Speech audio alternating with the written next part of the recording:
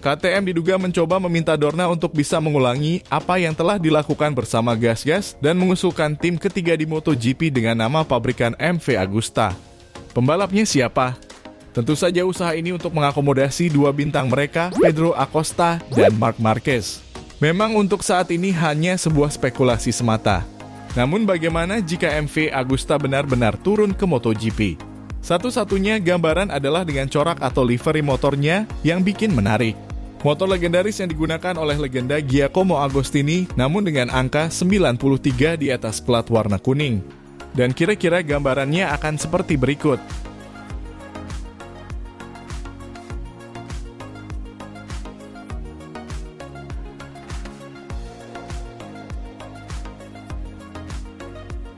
Ini adalah MV Agusta Super Veloce Special versi Ago untuk menghormati Giacomo Agostini, pembalap pabrikan Italia di tahun-tahun paling sukses.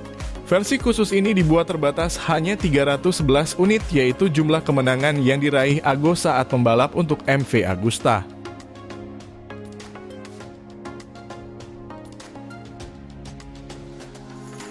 Jangan lupa subscribe channel YouTube Reader Tua untuk mendapatkan informasi dan video menarik terbaru lainnya dari kami. Terima kasih. Ada desas-desus meski terus terang tampaknya sulit untuk diwujudkan, di mana KTM akan meminta Dorna untuk mengisi dua kursi yang dikosongkan Suzuki. Mereka akan membawa merek MV Agusta kembali ke MotoGP. Hal itu telah dibicarakan untuk sementara waktu dan beberapa media juga membahasnya. Jika membangun mesin prototipe MV Agusta modern tentu mahal dan butuh waktu. Jalan pintasnya adalah dengan mendesain KTM RC16 yang didandani sebagai MV Agusta dan dengan nomor 93 di plat kuning yang legendaris milik Agostini. Warna asli motor balap MV Agusta yang ada unsur abu-abu, merah, dan kuning ini mungkin hanya sekedar mimpi bisa menjadi bagian dari grid MotoGP di masa depan. Karena pada kenyataannya, Carmelo Ezpeleta, pemilik Dorna, sudah menjelaskan lebih dari satu kali. Dia akan memberikan tempat yang dikosongkan Suzuki dengan pabrikan. Bukan tim atau bagian dari pabrikan yang sekarang sudah ada seperti yang terjadi dengan KTM Gas-Gas saat ini. Kami siap menyediakan dua kursi yang dikosongkan oleh Suzuki hanya jika pabrikan yang memintanya, kata Ezpeleta. Singkat kata, di MotoGP tidak ada tempat untuk tim satelit lain dan pengalaman yang sudah dilakukan KTM dengan Gas-Gas tidak dapat diulangi lagi. Setidaknya sampai beberapa putaran sensasional dengan merek lain yang terkait erat dengan perusahaan Austria itu. Faktanya jelas bahwa jalan yang dipikirkan oleh orang-orang KTM adalah murni dari sudut pandang pemasaran. Dan motor yang dibawa ke lintasan tetap varian RC16 dengan warna Gas-Gas, demikian pula nanti dengan MV Agusta yang ikonik itu. Jelas setelah KTM Gas-Gas untuk kedua kalinya dengan KTM MV Agusta ini akan sulit disetujui oleh Dorna. Kecuali jika KTM mencoba merombak dengan menyerahkan dana yang disediakan Dorna untuk tim satelit dan bergabung di MotoGP sebagai tim resmi. Namun jelas bahwa tidak ada waktu untuk meracik motor prototip yang benar-benar baru di trek dan bukan RC16 yang disamarkan.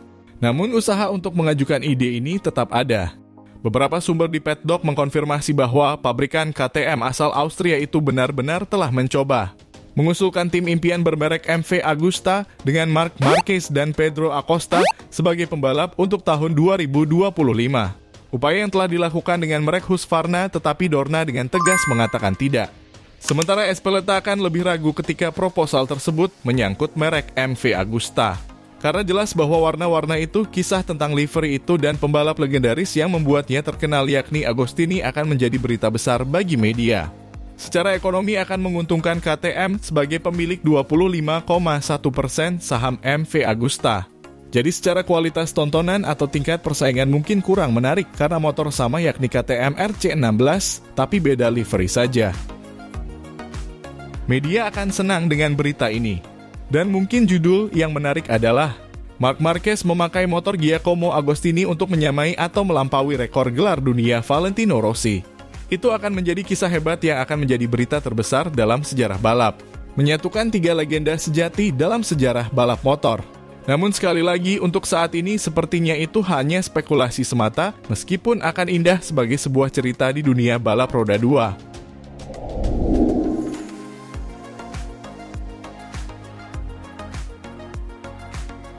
Kenapa KTM tidak bisa gantikan slot Suzuki dengan KTM MV Agusta?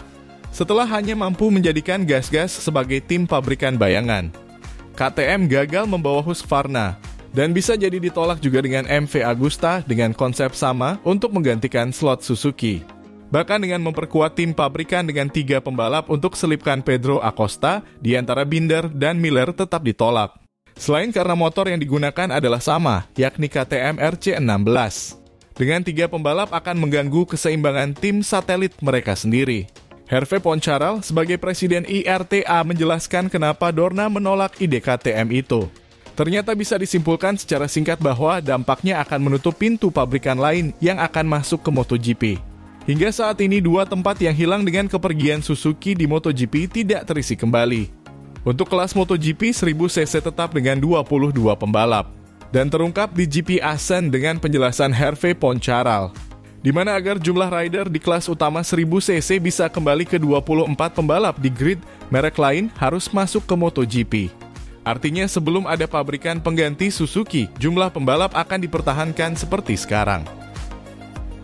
Untuk diketahui, saat ini di grid ada 5 tim pabrikan dan 6 tim satelit.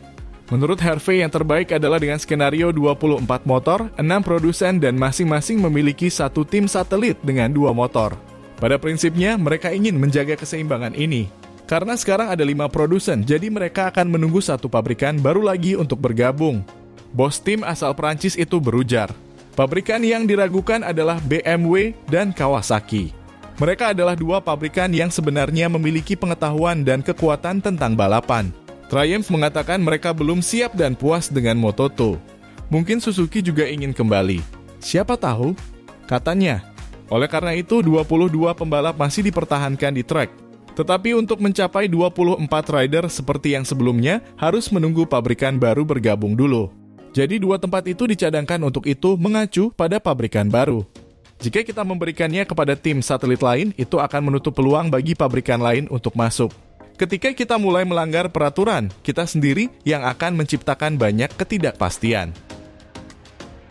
Mengenai pengajuan penambahan motor ketiga di tim resmi, seperti yang terjadi bertahun-tahun lalu di Repsol Honda yang diinginkan KTM sekarang, Poncharal memiliki jawaban untuk merek Austria ini.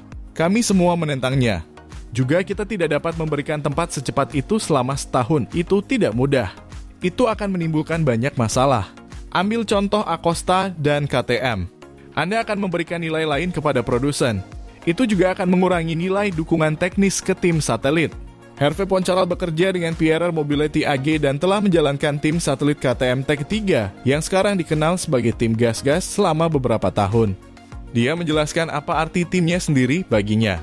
Membangun tim MotoGP tidaklah mudah.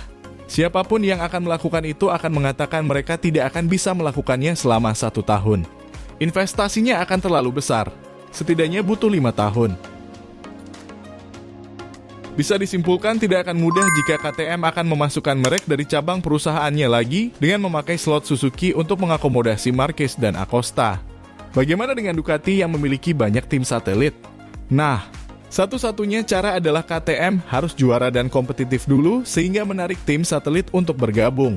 Dan mempunyai tim satelit lebih dari 1 seperti Ducati. Karena saat ini MotoGP menganut sistem pasar bebas bagi tim satelit untuk menentukan merek pabrikan yang akan dipilihnya. Jadi, bagaimana menurut kalian? Marc Marquez seharusnya berada di tim mana selain di Honda?